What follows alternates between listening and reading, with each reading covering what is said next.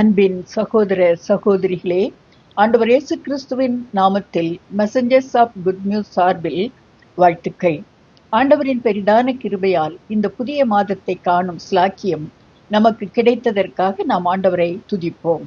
நாம் 2026 ஆண்டின் 2ஆம் மாதத்திலே ஆண்டவரின் பிள்ளைகளாக தொடர்ந்து வாழ அழைக்கப்படுகிறோம். யோசுவா 24ஆம் அதிகாரம் 15ஆம் வசனத்தை நாம் அறிவோம். யோசுவா இஸ்ரவேலரை பார்த்து, யாரை சேவிப்பீர்கள் என்று தெரிந்து கொள்ளுங்கள், நானும் என் வீட்டாருமோ வென்றால் கர்த்தரையே சேவிப்போம் என்று கூறினார். ஒரு ஆராய்ச்சி கட்டுரை, சராசரியாக ஒரு மனிதன் தன் வாழ்நாளில் 7,73,618 தீர்மானங்கள் எடுப்பான் என்றும், மற்றொரு செய்தி, எடுத்த தீர்மானங்களிலே 1,43,262 தீர்மானங்கள் தவறாக எடுத்ததற்காக வருத்தப்படுவான் என்றும் கூறுகிறது. இது உண்மைதான். யோசுவா இஸ்ரவேலர் யெகோவாவை விட்டு பிற கடவுள்களை வணங்குவதை கண்டித்து, நீங்கள் சேவித்த அந்நிய தேவர்களை அகற்றிவிட்டு கர்த்தரையே சேவியுங்கள் என்று கூறி, இன்று யாரை சேவிப்பீர்கள் என்று தெரிந்து கொள்ளுங்கள் என்று கூறுகிறார். யோசுவா தனது தீர்மானம் சரியானதே என்பதிலே உறுதியாக இருந்தார். நம்முடைய வாழ்க்கையிலும் கூட நம் சூழ்நிலைகள், தேவைகள், பிரச்சனைகள் சில நேரம் சரியான தீர்மானம் எடுப்பதிலே நாம் தவறு செய்ய நம்மை வழி நடத்தலாம்.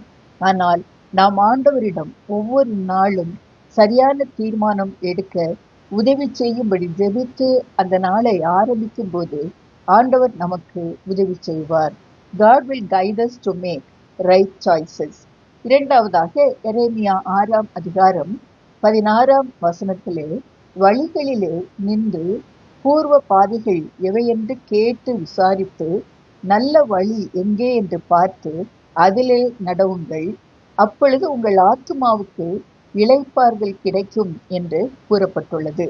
We need help at the crossroads of life's decisions.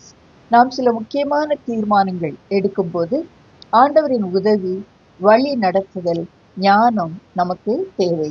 எரேமியா, நீங்கள் நின்று கேட்டு விசாரித்து பார்த்து நடவுங்கள் என்று கூறுகிறார்.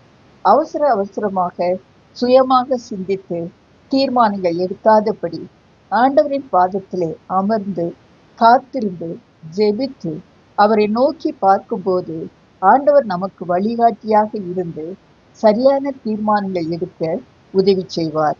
அப்பொழுது நமக்கும் எந்த குழப்பமும் இன்றி ஆறுதலும் சமாதானமும் இருக்கும் என்று நாம் பார்க்கிறோம். God guides us to look to him for right paths. மூன்றாவதாக, நீதிமொழிகள் 2ஆம் அதிகாரம் 10-11 வசனங்களிலே, ஞானம் உன் இருதயத்திலே பிரவேசித்து அறிவு உன் ஆத்துமாவுக்கு இன்பமாய் இருக்கும், நல் யோசனை உன்னை காப்பாற்றும், புத்தி உன்னை பாதுகாக்கும் என்று கூறப்பட்டுள்ளது.